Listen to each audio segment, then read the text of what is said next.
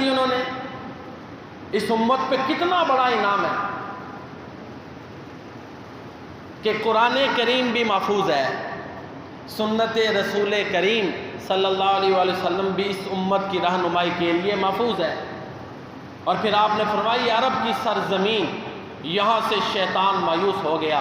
میں عرض کرتا ہوں ضمناً، دیکھیں میرے پیارے نبی کریم صلی اللہ علیہ وآلہ وسلم کا خدمت گزار بننا، آپ جب اس دنیا میں تھے تب بھی اب اللہ تعالیٰ کے پاس ہیں، آپ کا جسم پاک مدینہ منورہ میں آپ کے روضہ مبارک میں محفوظ ہے، ہم درود و سلام پڑھتے ہیں، فرشتے وہاں تک پہنچاتے ہیں۔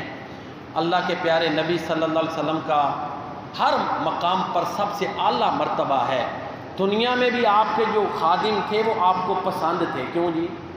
اللہ کے پیارے نبی صلی اللہ علیہ وسلم کے خادم انس رضی اللہ تعالیٰ عنہ، اس طرح ایک اور صحابی ربیعہ، اور آپ نے اس صحابی کو کہا بھی کہ مانگو، تو انہوں نے کیا مانگا؟ اللہ کے نبی کا ساتھ ہے، کہ اللہ کے نبی آپ کا ساتھ چاہیے، معیت چاہیے۔ تو آپ نے فرمایا پھر کثرت سے نوافل پڑھا کر ہیں، تو وہ پسندیدہ تھے نا کہ جن کو اللہ کے پیارے نبی صلی اللہ علیہ وسلم نے وحی کی روشنی میں یہ کہا کہ مانگو۔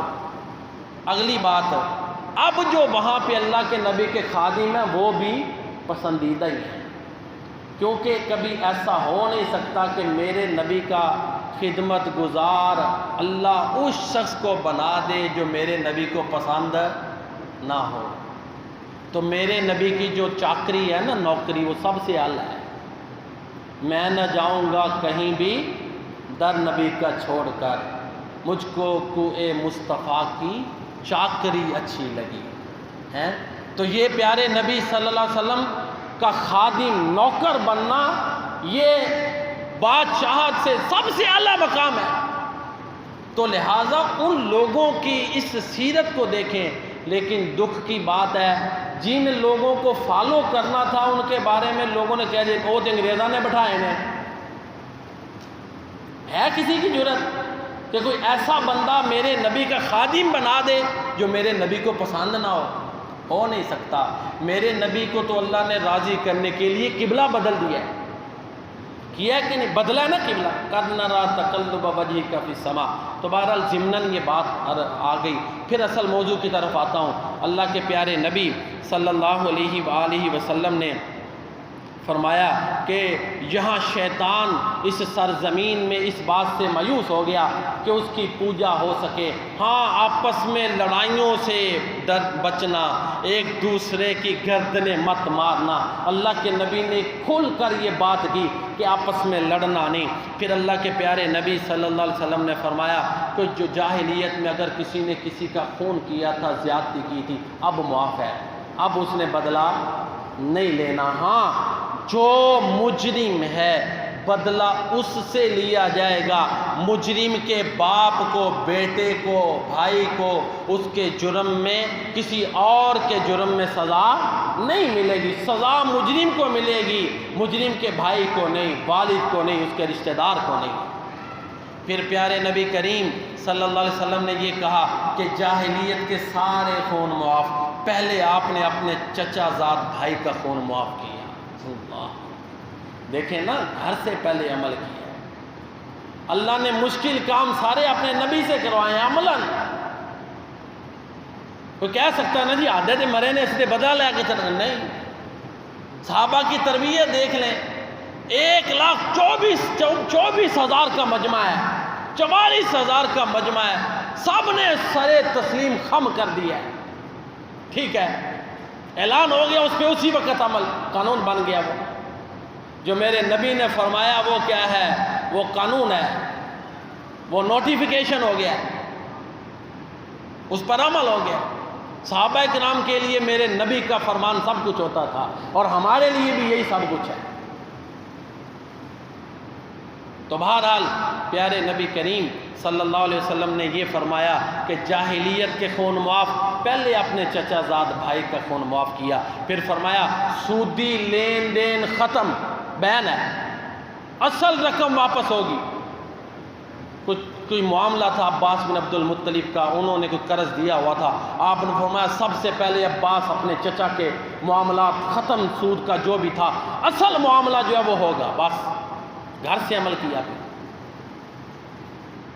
آپ نے فرمایا سود کوئی نہیں لے دے گا، اب جو اصل قرضہ ہے وہی قرضہ واپس کرنا ہے، قرضے پہ پھر زور دیا، امانتیں واپس کرنی ہیں، قرضہ واپس کرنا ہے، ادھار واپس کرنا ہے، اس پہ زور دیے۔ یہ پیارے نبی کریم صلی اللہ علیہ وسلم نے فرمایا۔ اس کے بعد آپ صلی اللہ علیہ وآلہ وسلم نے مزید یہ فرمایا کہ مہینوں کی تعداد 12 ہے، وہ بڑے انہوں نے جو ہے نا یہ جو مہینے تھے آگے پیچھے کیے تھے، اپنی مرضی سے تقدیم تاخیر کرتے رہتے تھے مکہ والے، تو اللہ کے پیارے نبی صلی اللہ علیہ وسلم نے جس سال حج کیا وہ بالکل درست تھا، وہ بالکل چاند کے مطابق تھا، یہ بھی آپ کا معجزہ ہے، وہ انہوں نے جو کمیاں بیشیاں کی ہوئی تھیں وہ ساری اللہ نے اس وقت درست کر دی جب میرے پیارے نبی نے حج کیا، واقعی وہ ذی الحجہ کا مہینہ تھا، اسی میں ہی آپ نے حج کیا، یعنی بالکل فطری، آپ نے فرمایا اب 12 مہینے ہیں، 4 حرمت والے ہیں، اب اسی کے مطابق سسٹم چلے گا، کوئی کمی بیشی نہیں کر سکتا، کوئی آگے پیچھے نہیں کر سکتا۔ اللہ کے پیارے نبی صلی اللہ علیہ وسلم نے یہ بھی قانون بیان کر دیا، پھر فرمایا دیکھو اپنی بیویوں سے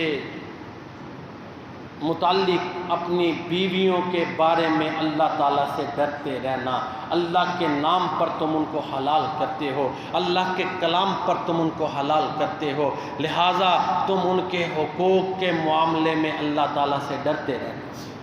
یہ دیکھیں عورتوں کے حقوق کے بارے میں یہ جامع خطبہ ہے، ہر لحاظ سے جامع ہے۔ عورتوں کے حقوق کو وہاں پر بھی اللہ کے نبی صلی اللہ علیہ وسلم نے واضح کیا، بیٹیوں کے بارے میں پہلے ہی بڑی تربیت کر دی تھی اللہ کے پیارے نبی صلی اللہ علیہ وسلم نے، کہ بیٹیوں کے بارے میں بشارتیں سنا دی، جو بیٹیوں کو جس نے پالا وہ جنت میں میرے ساتھ ہو گئی۔ چھوٹی بشارت ہے کیا؟ ماں کے بارے میں، ماں کے قدموں کے نیچے جنت ہے، بہنوں کے بارے میں الگ ٹرین سازی کر دی، بیویوں کے بارے میں یہاں پہ کہہ دیا کہ بیویوں کے بارے میں اللہ سے ڈرتے رہنا، تم اللہ کے کلام کے ذریعے ان سے تعلق قائم کرتے ہو۔ تو پیارے نبی کریم صلی اللہ علیہ وسلم نے جس طرح کہ میں پہلے عرض کر چکا، پھر آپ نے اخیر میں فرمایا کہ غلاموں کے بارے میں بھی میں تمہیں کہتا ہوں اللہ سے ڈرنا، یہ تمہارے غلام ہیں، جیسا خود کھاؤ ویسا ان کو کھلاؤ، جیسا خود پہنو ویسا ان کو پہناؤ۔ تو یہاں سے یہ بھی پتہ چلتا ہے جو لوگ کاروباری ہوتے ہیں، انڈسٹریلسٹ ہوتے ہیں، وہ اپنی لیبر کا دھیان رکھیں، خود وہ خربوں میں نفع لیں اور ان کا چولہا بھی نہ جلے، اتنی مزدوری بھی نہ دیں، تو اب دیکھ لیں کدھر جائے گا معاملہ۔ کیوں جی؟ اگر غلام کا یہ حال ہے تو لیبر کا بھی حق ہے کہ اتنی کو اگر اس کے معاملات چل رہے ہیں، اس پہ بڑا فضل ہے اللہ کا، تو کئی طریقوں سے ان کا دھیان رکھے، مہنگائی کے ان حالات میں غور کرے کہ کس طرح معاملات ہیں، خود توجہ دے۔ تو بہرحال پھر اللہ کے پیارے نبی صلی اللہ علیہ وسلم نے ایک اور بہت بڑی بات کہہ دی کہ اللہ تعالیٰ نے وراثت میں ہر حقدار کو اس کا حق دے دیا ہے۔ جب اللہ نے حق دے دیا ہے پھر آپ نے فرمایا اب کسی وارث کے لیے وصیت جائز نہیں، باپ اپنے کسی بیٹے کے لیے الگ کوئی وصیت نہیں کر سکتا، وصیت نہیں کر سکتا، ویسے قائل کر لے الگ بات ہے، کوئی کھاتے پیتے ہیں ان کو ویسے کہہ دے کہ حصہ تم چھوڑ دو، وہ بھی مشورہ ہے، ترغیب ہے، نہیں مانے تو اس کا حق ہے، صلہ رحمی میں آ جائے گا نا، وہ الگ معاملے ہیں، کوئی بچہ بیمار ہے، کوئی معذور ہے، کوئی معاملات ہیں، یہ سارے گھروں میں معاملات چلتے ہیں، لیکن باپ کے پاس اتھارٹی نہیں، نہ وہ آگ کر سکتا ہے، نہ فرمانا تو وہ اپنا ذمہ دار ہے، کافر ہے تو پھر وہ وراثت سے محروم ہوگا، بس اسلام چھوڑ دے۔ اگر اسلام پہ بچہ قائم ہے نا، باپ کسی شکل میں بھی اس کو وراثت سے محروم نہیں کر سکتا، اس کا اختیار ہی نہیں ہے۔ قرآن کے اصول کو وائلیٹ کرے گا، وہ اس کو توڑے گا۔ تو یہاں یہ اصول جو توڑے گا وہاں پہ یہ لکھا اللہ کی حدیں وہ توڑ رہا ہے، اور اس کا ٹھکانہ جہنم میں جا کے پڑھ لیں سورہ نساء۔ ہمارے عام طور پہ اخبار میں فلاں نے آنکھ کر دیا، فلاں بھائی اتھارٹی نہیں ہے، مسلمان بچے کو آنکھ نہیں کیا جا سکتا۔ اولاد بھی ذمہ دار ہے کہ باپ اگر ناخوش ہے تو یہ نہ ہو کہ اس کا ٹھکانہ جہنم بن جائے۔ آپ نے فرمایا باپ جنت کا درمیانی دروازہ ہے، ہر ایک اپنے اپنے عمل کا ذمہ دار ہے۔ باپ کمائی کر رہا ہے تو اس لیے کہ اللہ کا حکم ہے، اس کا فرض ہے اولاد کو کھلائے، کوئی احسان فرض ہے نا، ذمہ داری ہے اس کی، اس کو وہ کرے، اس لیے نہیں کہ یہ بڑھاپے میں کرے گا، اللہ کا حکم ہے۔ آگے اللہ تعالیٰ جب وہ اللہ کا حکم مان کے یہ کرے گا تو اللہ تعالیٰ اس کے بڑھاپے کا بھی انتظام کریں۔ مولانا عبدالغفور اسری رحمہ اللہ تعالیٰ ہمارے بہت بڑے یہ شہر کے عالم گزرے ہیں، بہت بڑے مناظر ہیں، کتابیں بھی انہوں نے لکھی، اللہ تعالیٰ ان کو جنت عطا فرمائے۔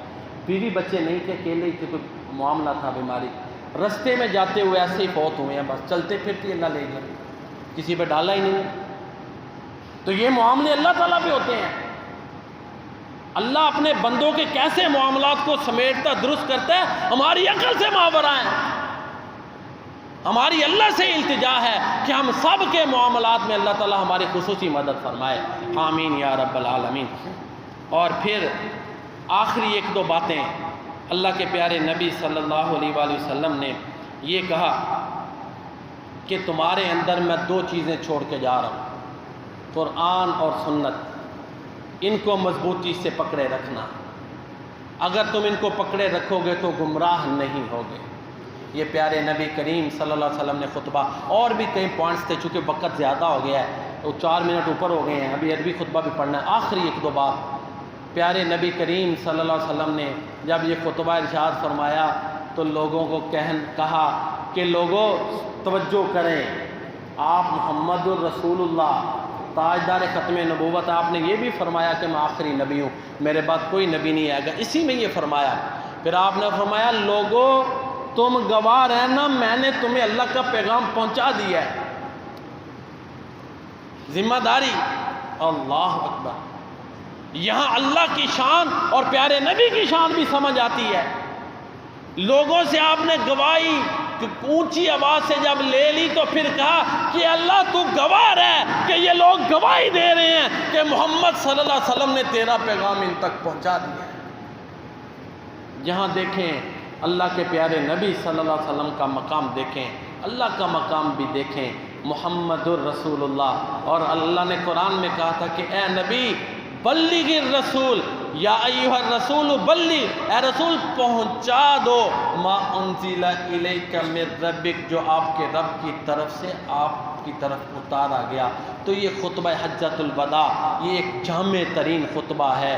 آج بھی انسانیت اپنے مسائل کا حل چاہتی ہے تو پیارے نبی کی کے پیارے فرامین اور پیاری سنتوں کی طرف لوٹائیں، اسی میں انسانیت کا حل ہے۔